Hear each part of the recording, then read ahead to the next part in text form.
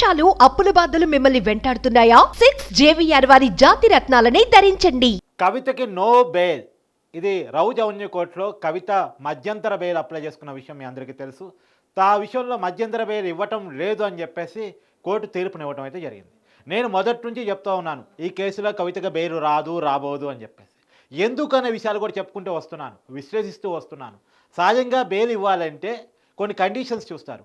ఒకటి, నేరం తీవ్రత ఎంత, నేరంలో కవిత పాత్ర ఎంత, తను బయటకు వచ్చే సాక్ష్యాలను ధ్వంసం చేసే అవకాశం ఉందా, సాక్ష్యదారులను ప్రభావితం చేసే అవకాశం ఉందా, తన బయట విదేశాలకు పారిపోయే అవకాశం ఉందా, ఇవన్నీ చూసిన తర్వాత బెయిల్ మీద డెసిషన్ తీసుకుంటారు. కవితకి బాగా తెలుసు, లిల్లీ లిక్కర్ స్కామ్లో పీకల్లో తిరక్కపోయినటువంటి కవితకి ఈ స్కామ్లో నేను పాతదాన్ని కాదు సూత్రధారిని, నాకు బెయిల్ రాదు అన్న విషయం తెలుసు తనకి. ఎందుకంటే ఇదే కేసులో మనసు సుడి ఉదాహరణ చాలాసార్లు నేను చెప్పాను.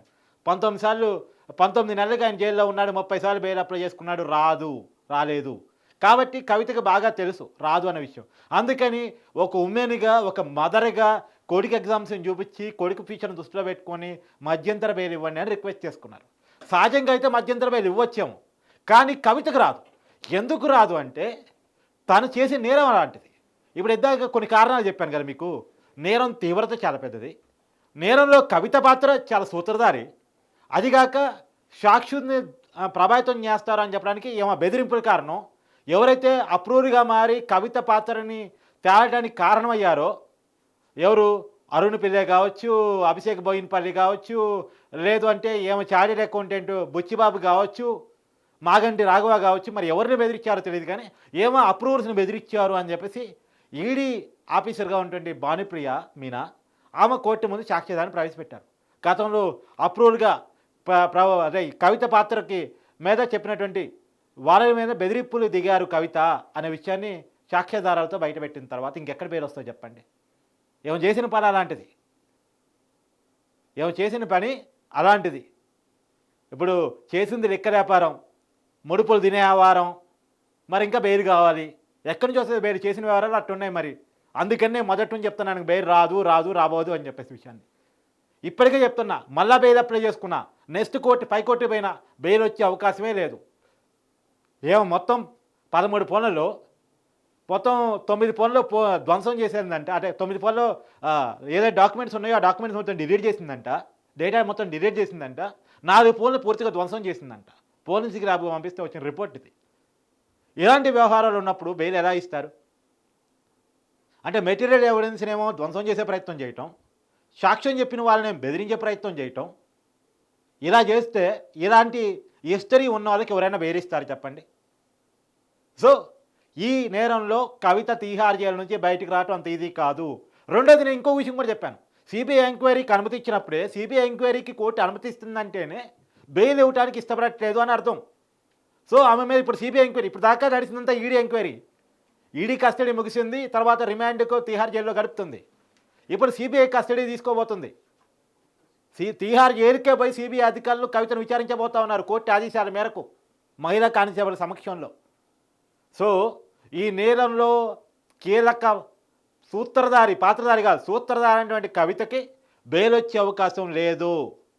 రేపు తను పైకోర్టులకి వెళ్ళి అప్లై చేసుకున్నా, మధ్యంతర బెయిల్ అనుకున్నా, చివరికి కవిత తరపు న్యాయవాది ఎవరైతే వాదించారో అతను అడిగాడు, ఎలాంటి కండిషన్లు పెట్టినా పర్లేదు కవితకు బెయిల్ ఇవ్వండి ప్లీజ్ అన్నాడు.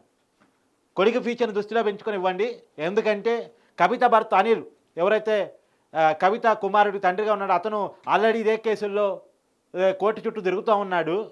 కవిత జైల్లో ఉంది, సో కుమారుడికి ఏమి ఎగ్జామ్స్ ఉన్నాయి.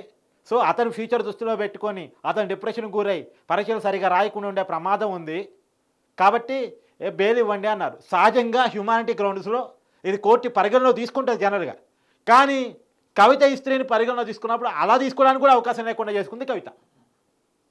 ఆమె చేసిన వ్యవహారాలు, చక్కబెట్టిన వ్యవహారాలు అట్లా ఉన్నాయి. ఈడీ సాక్ష్యాధారాలతో సహా పట్టుకుంది. ఈవెన్ ఎంక్వైరీ కన్నా సహకరిస్తుందా? బయట ఉన్నప్పుడు ఎంక్వైరీకి సహకరించలేదు, వాస్తవం అది అందరికీ కనపడేది. ఏదైనా నోటీసులు వచ్చాయంటే నాకు ప్రీపేజ్డ్ షెడ్యూల్ ఉంది, ఎలక్షన్స్ ఉన్నాయి, పార్టీ వ్యవహారాలు ఉన్నాయి, ముందు కార్యక్రమాలు ఉన్నాయి, ఇవన్నీ చెప్పుకుంటే సిబిఐ ఎంక్వైరీ కానీ ఈడీ ఎంక్వైరీ కానీ స్కిప్ అయ్యేది. ఇప్పుడు ఈడీ చెప్తుంది ఏంటి అంటే, ఈవెన్ మన కస్టడీలో కూడా ఐటీ వ్యవహారాలు ఇవ్వమంటే ఇవ్వలేదని, ఐటీ డాక్యుమెంట్స్ ఇవ్వలేదని, వ్యాపారానికి సంబంధించిన మొత్తం వ్యవహారాలకు సంబంధించినటువంటి డాక్యుమెంట్స్ అడిగితే ఇవ్వలేదని, చివరికి మేమే కవిత బంధువుల ఇళ్లలో దాడులు చేసి సోదాలు చేసి కొన్ని డాక్యుమెంట్స్ పట్టుకోవాల్సి వచ్చిందని ఇలాంటి వ్యవహారాలన్నీ ఈడీ కోర్టు ముందు చెప్పింది. మరి విచారణను సహకరించకుండా ఓ పద్ధతిగా సిస్టమ్ని ఫాలో కాకుండా పైగా బెదిరింపులు దిక్కుంటూ బొకాయించుకుంటూ ఉంటే ఎలా బెయిల్ వస్తుందో చెప్పండి? ఈ హ్యుమానిటీ గ్రౌండ్స్ని ఎలా పరిగణలో తీసుకుంటుంది కోర్టు చెప్పండి? అందుకనే ఈవెన్ దో అందరికీ ఇప్పుడు ఇదే కేసులో ఇంకొకరి హ్యుమానిటీ గ్రౌండ్స్లో నార్మల్ మధ్యంతర బెయిల్ వచ్చింది. నార్మల్ బెయిల్ కాకపోయినా మధ్యంతర బెయిల్ వచ్చింది. అభిషేక్ బోయినపల్లికి వాళ్ళ భార్యకి ఆరోగ్యం బాగాలేదు, ట్రీట్మెంట్కి 4 వారాలు నాకు మధ్యంతర బెయిల్ కావాలంటే కోర్టు ఇచ్చింది, హ్యుమానిటీ గ్రౌండ్స్ కింద ఇచ్చింది.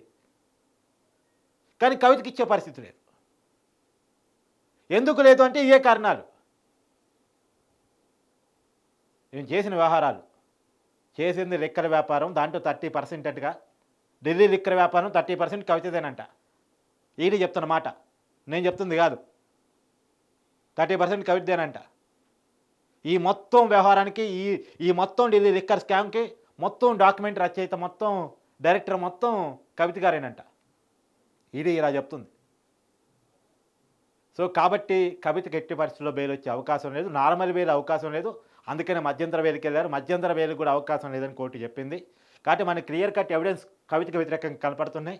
ఈ కేసులో ఇప్పటికీ ఈడీ కస్టడీ ముగిసింది. ఈడీ ఎంక్వైరీ అంటే ఈడీ కస్టడీ పూర్తిగా ముగిసిందని కూడా చెప్పలేము. మరోసారి జ్యుడిషియల్ కస్టడీకి అడిగే అవకాశం కూడా మనకు కనపడుతుంది. అది పక్కన పెడితే ఈడీ ఎంక్వైరీ అనేది కొన్ని పక్కన పెడితే ఇప్పుడు సిబిఐ ఎంక్వైరీ స్టార్ట్ కాబోతుంది. ఈ మొత్తం కేసుని ఫస్ట్ ఫైల్ చేసింది, ఎంక్వైరీ స్టార్ట్ చేసింది ఫస్ట్ సిబిఐ. ఇప్పుడు సిబిఐ స్టార్ట్ చేయబోతుంది ఎంక్వైరీ.